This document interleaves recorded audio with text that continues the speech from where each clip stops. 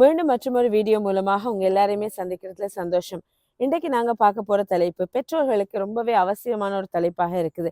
இன்றைய காலத்துல இருக்கிற குழந்தைகளா இருக்கட்டும் அல்லது எங்களோட சிறுவர்களா இருக்கட்டும், இவங்க எல்லாருமே இந்த ஃபோன் அல்லது கம்ப்யூட்டர், லேப்டாப்ல கேம் விளையாடுறது, மொபைல் ஃபோன்ல கேம் விளையாடுறதுக்கு ரொம்பவே அடிக்டடா இருக்காங்க. அப்படி இல்லைன்னா ஆசைப்படுறாங்க.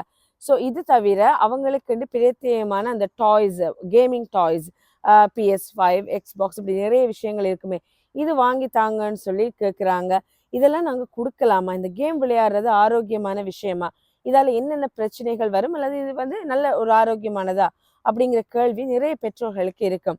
ஸோ இது சம்பந்தமான ஒரு இன்சைட்ட குடுக்கிறது தான் இந்த வீடியோட நோக்கமாக இருக்க போகுது. இந்த சேனலை நீங்க முதல் தடவையாக பார்க்குறீங்க, சப்ஸ்கிரைப் பண்ணாம பார்க்குறீங்க அப்படின்னு சொன்னா, சப்ஸ்கிரைப் பண்றது மூலமாக நிறைய இந்த பேரண்டிங் அல்லது குழந்தைகளோட உளவியல் சம்பந்தமான வளர்ந்தோருக்கான பிரச்சனைகளுக்குரிய தீர்வுகள் எல்லாம் இந்த சேனல் மூலமாக கொடுக்கறதான் இதோட எதிர்பார்ப்பாக இருக்க போகுது. சரி, இன்றைய வீடியோவில் நாங்க பார்க்க போறது இந்த கேம்ஸ் ஏன் பிள்ளைகள் விளையாடுறாங்க, இது மூலமாக என்ன அவங்களுக்கு கிடைக்குது, இதுல என்ன பிரச்சனை, இதெல்லாம் பத்தி நாங்க பார்க்கலாம். இப்ப இந்த கேம்ஸ் மூலமாக எந்த ஒரு நன்மையுமே இல்லையா அப்படின்னு சொன்னா, நிறைய நன்மைகளும் இருக்க போகுது இந்த கேம்ஸ் மூலமாக. ஸோ எப்படிப்பட்ட கேம்ஸை நீங்க பிள்ளைகளுக்கு விளையாட கொடுக்கலாம், என்ன நன்மைகள் இருக்கு அப்படின்னு சொல்லி நாங்க இந்த வீடியோட முடிவில் பார்ப்போம். முதல்ல ஏன் இந்த கேம்ஸை விளையாட வேணாம்னு சொல்றாங்க உளவியல் நிபுணர்களா இருக்கட்டும், ஆராய்ச்சியாளர்கள் ஏன் இந்த கேம்ஸை குழந்தைகளுக்கு கொடுக்க வேணாம்னு சொல்றாங்க, அதற்குரிய காரணங்கள் என்ன அப்படின்னு சொல்லி பார்க்கலாம். முதலாவது காரணம் தான் இந்த கேம் அடிக்ஷன் அப்படின்னு சொல்லுவோம். குழந்தைகள் பிள்ளைகள் தொடர்ச்சியாக இந்த கேம்ஸை விளையாடுற நேரம் அந்த கேம்ஸுக்கு அடிக்ட் ஆகிறதுக்கான வாய்ப்புகள் நிறையவே இருக்க போகுது. ஏன்னு சொன்னா இந்த கேம் ஒரு இன்டென்ஸ் பிளெஷர் அல்லது ஒரு இமீடியட் பிளெஷரை கொடுக்க போகுது. நீங்க பார்த்துருப்பீங்க, இந்த கேம் விளையாடுற நேரம் இந்த பிள்ளைகள் இந்த காயின்ஸ் சேர்க்கறது, பாயிண்ட்ஸ் சேர்க்கறதுலாம் பெரிய விஷயமா சொல்லுவாங்க. என்கிட்ட இத்தனை காயின்ஸ் இருக்கு, இத்தனை ருபீஸ், இந்த இவ்வளவு டாலர்ஸ் இருக்கு, இந்த மாதிரியான பாயிண்ட்ஸ் இருக்குன்னு சொல்லுவாங்க. அல்லது இந்த கேம்ஸை விளையாடுற நேரம் அந்த கிளிக் சவுண்ட் ஒன்று வரும் இல்லையா, அந்த காயின்ஸ் சேர்ற மாதிரி. ஸோ இந்த மாதிரியான சத்தங்களுக்கு பிள்ளைகளோட மூளைகள் அடிக்ட் ஆகும். ஸோ அடிக்ட் ஆகிற நேரம் தொடர்ச்சியாக அந்த விளையாட்டுகள் அப்படித்தான் டிசைன் பண்ணியிருப்பாங்க. ஸோ இதெல்லாம் நிறைய ரிசர்ச்சின் அடிப்படையில் உட்காந்து டெவலப் பண்ணுற கேம்ஸ் சாஃப்ட்வேர் தான் இது. ஸோ இதில் பிள்ளைகள் அடிக்ட் ஆகுவாங்க. திருப்பி திருப்பி அந்த காயின்ஸ் சத்தம் கேட்கணும், எனக்கு பாயிண்ட்ஸ் வரணும்னு சொல்லி அடிக்ட் ஆக போகிறாங்க. அது தவிர அவங்க இந்த அடிக்ட் ஆகிற நேரம் அதுக்கு பிறகு இந்த தோல்விகள் வரும் இல்லையா, பாயிண்ட்ஸ் குறையிறது, அவங்க தோக்குறது. ஸோ இப்படியான நேரம் ஒரு ஃப்ரஸ்ட்ரேஷன், ஒரு கோபம் வரும். இதுல டிப்ரெஷனுக்கு பிள்ளைகள் ஆளாகிறதுக்கான வாய்ப்புகளும் நிறைய இருக்கு அப்படின்னு சொல்லி ஆராய்ச்சிகள் தெரிவிக்குது. ஸோ இந்த கேம்ஸ் அடிக்ட் ஆக்குறதால பிள்ளைகளுக்கு நிறைய உளவியல் சால் பிரச்சனைகள் வரத்துக்கு ஒரு வாய்ப்பாக இருக்க போகுது. அடுத்தது இந்த சோஷியல் ஐசோலேஷன் அப்படின்னு சொல்லுவோம். தொடர்ச்சியாக கேம் விளையாடுற பிள்ளைகளை நீங்க பார்த்துருப்பீங்க, ஒரு மூலையில போய் உட்கார்ந்துருவாங்க. அவங்களும் அவங்களோட கேமும், அவங்களும் அவங்களோட டிவைஸும். நீங்க வெளியே போக கூப்பிட்டா கூட வரமாட்டாங்க. இல்ல நான் வீட்டிலேயே இருக்கிறேனே அப்படின்னு சொல்லுவாங்க. அதையும் தாண்டி நீங்க ஃபோர்ஸ் பண்ற நேரம் இது சண்டையாக, பிரச்சனையாக வரும். ஸோ நீங்க தொடர்ச்சியாக உங்களோட பிள்ளைகள் கேம்ஸ் விளையாடுறாங்க அப்படின்னு சொன்னா, அவங்க சமூகத்தை விட்டு அவங்க விலகிறதுக்கும், நண்பர்கள், கம்யூனிகேஷன் ஸ்கில் ஒன்று இல்லாம போறதுக்கான ஒரு அபாயமும் கட்டாயம் இருக்க போகுது. அடுத்தது சின்ன வயசுல இருந்தே பிள்ளைகள் இந்த கேமை உங்களோட போன்ல விளையாடுறாங்கன்னு வச்சுக்கொள்வோம். ஸோ நீங்க நினைக்கலாம் எந்த போன்ல தானே விளையாடுறான், நான் கொடுத்தா தானே விளையாடுறான், அல்லது லேப்டாப்ல கம்ப்யூட்டர்ல தானே அப்படின்னு சொல்லி. ஸோ தொடர்ச்சியாக பிள்ளைகள் இப்படி கேம்ஸ் மொபைல் ஃபோன்ஸ்லயோ இல்லை டிவைசஸ்ல விளையாடுற நேரம் அந்த குழந்தைகள் தனக்கென ஒரு டிவைஸ் கேட்கறதுக்கான அல்லது ஆசைப்படுறதுக்கான ஒரு தூண்டுதலாக இருக்கு. ஸோ நீங்க 8-10 வயசுல யூஸ் பண்ணிட்டு இருக்குன்னா, கட்டாயம் உங்களோட பிள்ளை 13-14ல எனக்கு ஒரு ஃபோன் வாங்கித்தாங்க, எனக்கு ஒரு டேப்லெட் வாங்கித்தாங்கன்னு கேட்கறதுக்கான வாய்ப்புகள், சாத்தியக்கூறுகள் இருக்கு. ஸோ நீங்க இதையும் அவாய்ட் பண்ணி கொள்ளணும் அப்படின்னு சொன்னா இந்த கேம்ஸ் விளையாடுறத நீங்க டிஸ்கரேஜ் பண்ற தேவை ஒன்று இருக்குது அங்க. அடுத்ததான் இந்த வயலண்ட் அண்ட் அக்ரெசிவ் பிஹேவியர். ஒரு ஆராய்ச்சியில தெரிவிச்சிருக்காங்க, இந்த சில கேம்ஸ் இருக்கு இல்லையா, துப்பாக்கியால சுடுற மாதிரி, ஒருத்தர் விரட்டுற மாதிரி, ஒரு ஒரு ஆப்ஜெக்ட் நோக்கி நாங்க ஓடுற மாதிரி, அல்லது எங்களை யாரோ துரத்துற நேரம் நாங்க ஓடுற மாதிரி.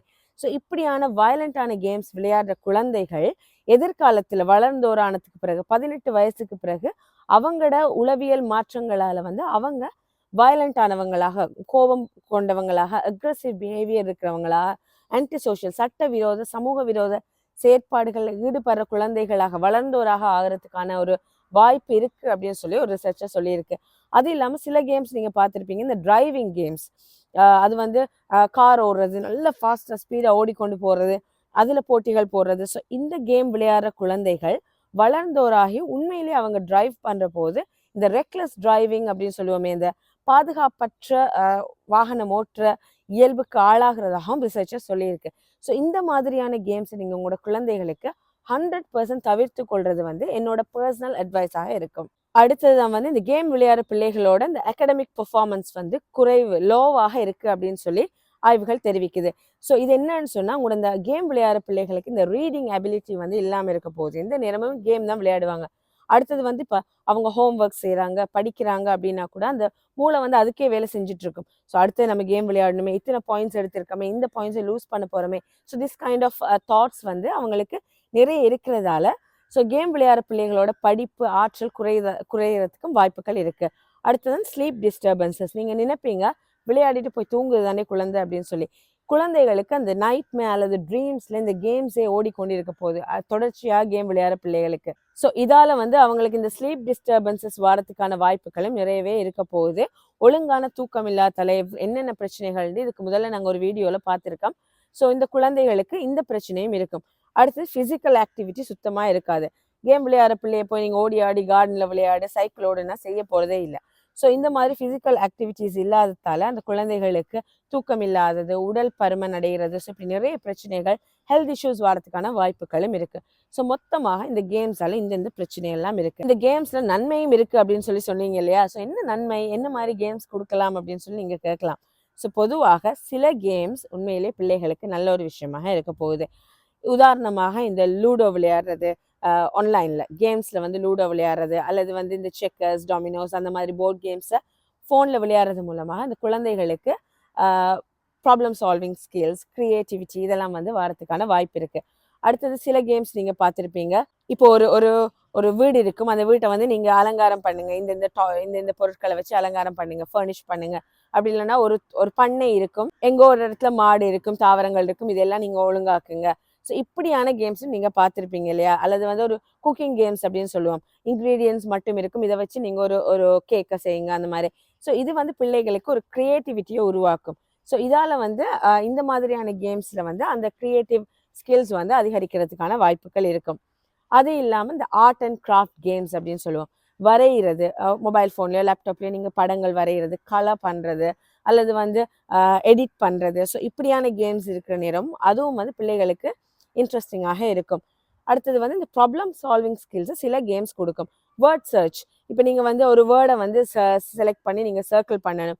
இந்தந்த வேர்ட் வந்து இதில் மறைஞ்சிருக்கு அப்படி இல்லைன்னு சொன்னால் இந்த மறைஞ்சிருக்கிற விஷயங்களை கண்டுபிடிங்க.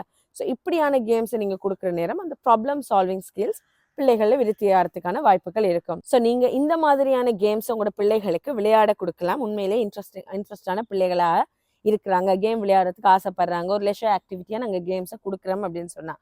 ஸோ ஆனால் பர்சனலாக நீங்கள் என்ன கேட்டிங்கன்னா, என்னோட தனிப்பட்ட கருத்தை கேட்டிங்கன்னு சொன்னால், நீ இப்படி தான் ஆரம்பிக்கும் சில விஷயங்கள். நீங்கள் வந்து க்ரியேட்டிவான நல்ல கேம் அப்படின்னு சொல்லி கொடுக்குற நேரம் அது கொஞ்சம் கொஞ்சம் கொஞ்சம் பிள்ளைகளோட வயசோட பில்ட் ஆகும்.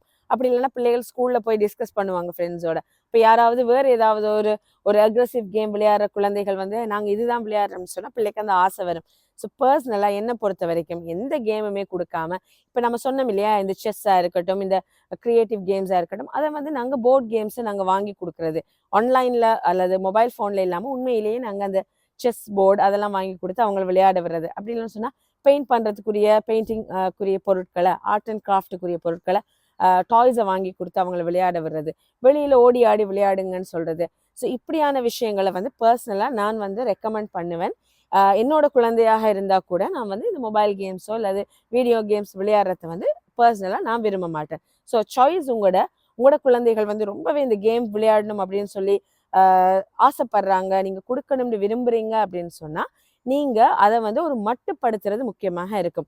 எவ்வளோ நேரம் அப்படின்னு இப்போ நம்ம சொன்னோமே, இந்த ஸ்க்ரீன் டைம் 1 hour தானே நிறைய வீடியோஸில் நான் சொல்லியிருப்பேன். ஸோ அந்த 1 hourல ஓகே, 1/2 hour கேம் விளையாடுங்க, 1/2 hour டிவி பாருங்க. ஸோ அப்படி நீங்கள் செய்கிறது. அடுத்தது வந்து செட் ஆஃப் பவுண்டரிஸை நீங்கள் கொண்டு வரது. இந்த மாதிரியான அக்ரெசிவ் கேம்ஸ், வயலண்ட் கேம்ஸ், பிழையான கேம்ஸ் வந்து நாங்கள் விளையாடுறது இல்லை, நீங்கள் வந்து டவுன்லோட் பண்ணக்கூடாது, விளையாடக்கூடாது அப்படிங்கிற ஒரு பவுண்டரியை நீங்கள் கொண்டு வரது. அடுத்தது வந்து அந்த கேம் டெக் ஃப்ரீ ஜோன் அப்படின்னு சொல்லுவோம், ஸ்க்ரீன் ஃப்ரீ ஜோன்னு சொல்லி. ஸோ பெட்ரூமில் வந்து நீங்கள் கேம் விளையாடலாம், அது ஹாலில் இருந்து ஒரு 1/2 hour விளையாடலாம், அல்லது சாப்பாட்டு மேசையில் கேம் விளையாடலாது.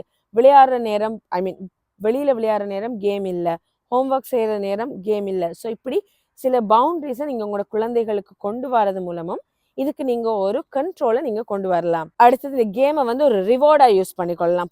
பொதுவாக வந்து ஃபார் எக்ஸாம்பிள் இப்போ என்னோட மகனுக்கு ஒரு கேம் அவர் விளையாடணும் அப்படின்னு சொன்னா நான் பர்சனலா செய்யற ஒரு ரிவார்டு. இந்த இந்த 1 வீக்கும் நீங்க எல்லாம் செய்தீங்கன்னு சொன்னா ஹோம்ஒர்க் எல்லாம் முடிச்சீங்க 5 நாளும்டா சாட்டர்டே ஹாஃப் அன் அவர் நீங்க கேம் விளையாடலாம். ஸோ இந்த மாதிரி ஒரு ரிவார்டா எப்பவுமே பிள்ளைகள் அவங்களுக்குரிய ஒரு சலுகையா அதை எடுத்துக்கொள்ளாம ஒரு ரிவார்டா நீங்க குழந்தைகளுக்கு கொடுக்கலாம்.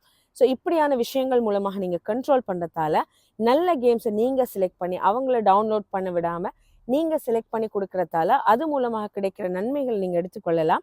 இந்த அக்ரெசிவ் கேம்ஸ் மூலமாக அல்லது பிழையான கேம்ஸ் பிள்ளைகள் சூஸ் பண்றதால எதிர்காலத்துல அவங்க வந்து பிழையான வழியில போறதை நாங்க தவிர்த்து கொள்ளலாம் அப்படிங்கிற எதிர்பார்ப்போட நீங்க என்னென்ன கேம்ஸ் எல்லாம் வந்து உங்களோட குழந்தைகளுக்கு விளையாட கொடுக்குறீங்க, அது நல்லதா, அதுல என்னென்ன பிரச்சனைகள் இருக்கல, நீங்க உங்களோட பிள்ளைகள்கிட்ட என்னென்ன நடத்தை மாற்றங்களை இந்த கேம்ஸ் மூலமாக கண்டீங்க அப்படிங்கிறத பத்தி கமெண்ட்ல சொல்லுங்க. நாங்களும் அதை பற்றி தெரிஞ்சு கொள்ளலாம்.